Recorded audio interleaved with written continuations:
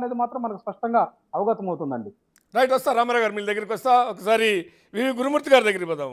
గురుమూర్తి గారు, అంటే ఏంటి కంటికి కన్ను పన్నుకు పన్ను అనేటువంటిది పాత రోజుల్లో అంటుంటే ఆ సిద్ధాంతం మేము అనుభవించాం కాబట్టి వాళ్ళు మమ్మల్ని ఇబ్బంది పెట్టారు, మమ్మల్ని చాలా చేశారు కాబట్టి అవమానపరిచారు అనేక రకాలుగా, కాబట్టి మనం కూడా వాళ్ళని అదే స్థాయిలో ట్రీట్ చేయాలి అనేటువంటిదేనా?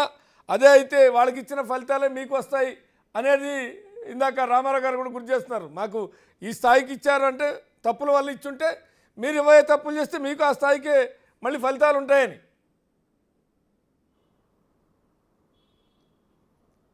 శ్రీనివాస్ గారు, మీకు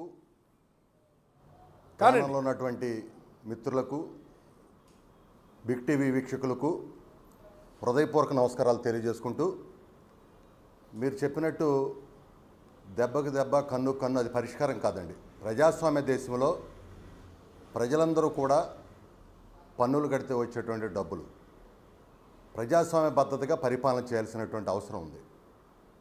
మనం గడిచినటువంటి వైసీపీ ప్రభుత్వంలో చూసాం. మీరు ఒకసారి ఆలోచన చేయండి.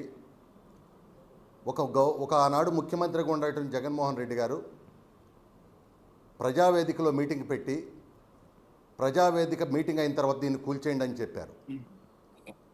అది చూసినటువంటి వాళ్ళ పార్టీ నాయకులు, ఓహో ఈ ముఖ్యమంత్రి గారికి ఈ విధంగా కక్ష కార్పణ్యాలంటే ఇష్టం అని చెప్పి జాతీయ తెలుగుదేశం పార్టీ కార్యాలయం మీద దాడి చేశారు. అది చూసిన ఇంకొక ఆయన గన్నవరంలో తెలుగుదేశం పార్టీ కార్యాలయం మీద దాడి చేశారు. అది చూసిన ఇంకొక ఆయన గుడివాడలో తెలుగుదేశం పార్టీ కార్యాలయం మీద దాడి చేశారు. అసలు ఇంకొక ఆయన జోగి రమేష్ గారు ఏకంగా అసలు ఇదంతా ఎందుకు చంద్రబాబు నాయుడు గారి ఇంటి మీద దాడి చేస్తే బ్రహ్మాండంగా ఉంటుందని చెప్పి చంద్రబాబు నాయుడు గారి ఇంటి మీదకి దాడి చేశారు.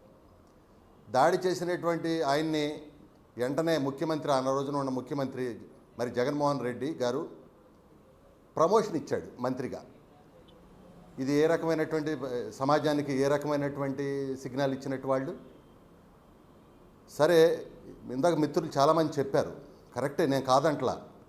ఇవాళ నేను అడుగుతా ఉన్నా, కుటుంబంలో భార్యని బిడ్డల్ని ఇష్టం వచ్చినట్టు మాట్లాడితే ఇంకంటే దాన్ని ఎక్స్క్యూజ్ చేసి వదిలేయాలి. సరే, వదిలేసేయండి. అది ఇవాళ ఇందాక రామారావు గారు అనుకుంటే ఎవరో చెప్పారు హైకోర్టులో కేసులు పెరుగుతున్నాయని.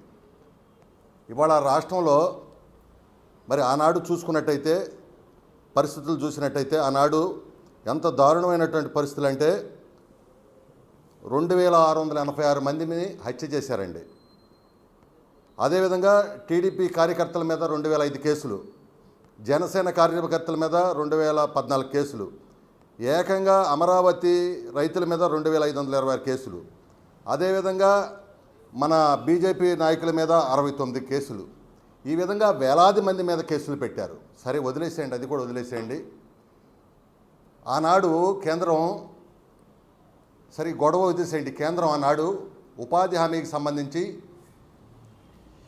2014-19 మధ్యన లాస్ట్లో ఒక 3,000 కోట్ల రూపాయలు రోడ్లు, అదేవిధంగా సంపద తయారీ కేంద్రాలు, పంచాయతీ బిల్డింగ్స్, ఈ విధంగా పనిచేసినటువంటి వాళ్ళకి నిధులు ఇవ్వమని చెప్పి 3,000 కోట్లు ఇస్తే 3,000 కోట్ల నిధుల్ని జగన్మోహన్ రెడ్డి గారు వచ్చిన తర్వాత నవరత్నాలకు మళ్ళిచ్చేశారు. అది కాకుండా నీరు చెట్టుకి ఆ నిధులు వస్తే ఆ డబ్బులన్నీ కూడా మళ్ళిచ్చేశారు.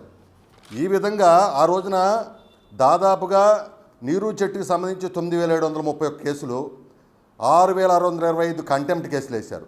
నరేగాకి సంబంధించి 8,70,000 మంది ఐడి అంటే వర్క్స్ ఉంటే లక్షలాది మంది ఆనాడు హైకోర్టుకి వెళ్ళారు. ఎందుకు వెళ్ళారంటే పనులు చేసిన వాళ్ళకి డబ్బు లేకపోవటం వల్ల 100 మంది ఈ బాధలు అప్పుల బాధ తట్టుకోలేక చచ్చిపోయారు. కొన్ని వేల మంది తమ ఆస్తుల్ని తాకట్టు పెట్టుకున్నారు, తెగ నమ్ముకున్నారు, నానా ఇబ్బందులు పెట్టారు. ప్రజాస్వామ్య దేశంలో వీళ్ళకి హక్కు ఎక్కడుందండి చెప్పండి? భారతదేశంలో ఎక్కడైనా ఏ రాష్ట్రంలో అయినా కార్యాలయం మీద దాడి చేసే సంస్కృతి ఎక్కడైనా ఉందండి? ఇవాళ వాళ్ళ మీద అక్రమ కేసులు మేమెందుకు పెడుతున్నామండి? ఈ రాష్ట్రాన్ని సర్వనాశనం చేశారు. ఇంకో పక్కన వాళ్ళ ఇష్టం వచ్చినట్టుగా మద్యం పాలసీ తీసుకొచ్చి మరి అక్కడ నాసిరకం మద్యం పోయటం వల్ల 50,000 మంది చచ్చిపోయారు.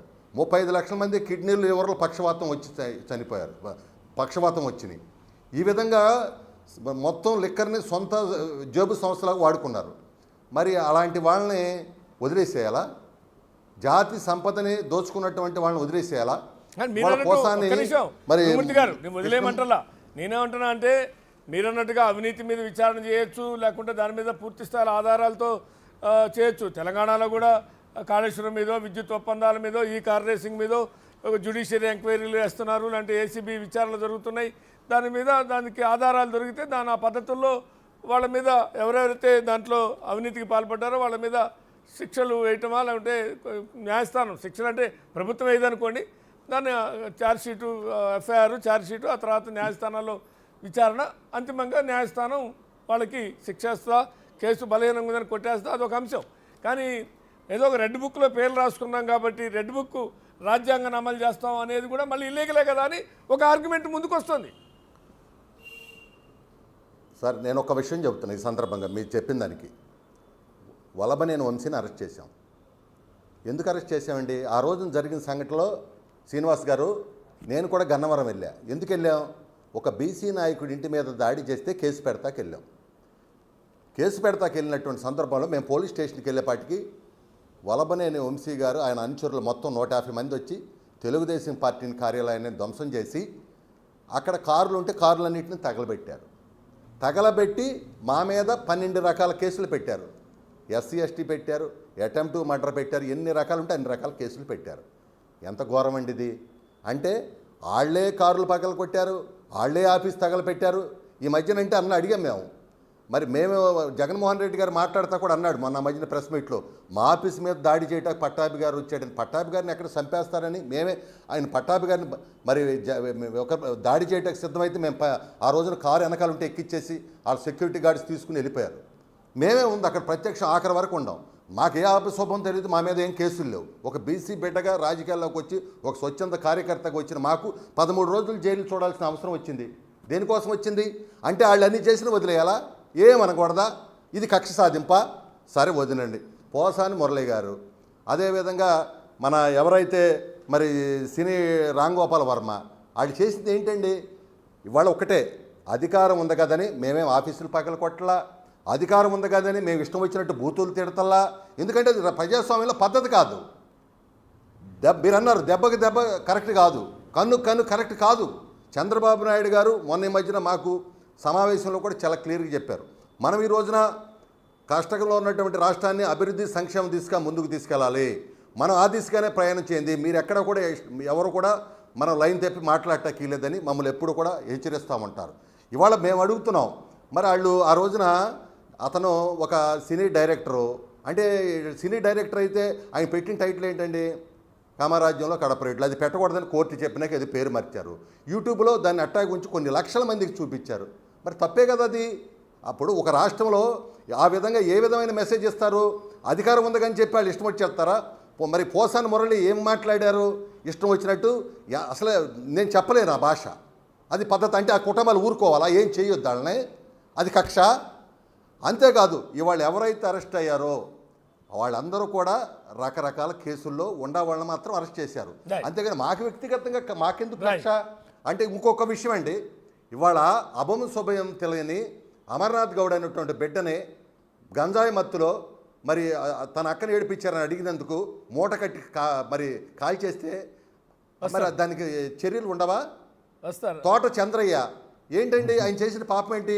జై జగన్ అనమంటే జై చంద్రబాబు అన్నందుకు పేక్ కోసేస్తారు. ఒక నాయకుడికి ఉన్నందుకు బీసీ నాయకుల్ని ఎంతమంది దళితులను కోత కోసారు, ఎంతమంది కోసారు, ఎంతమంది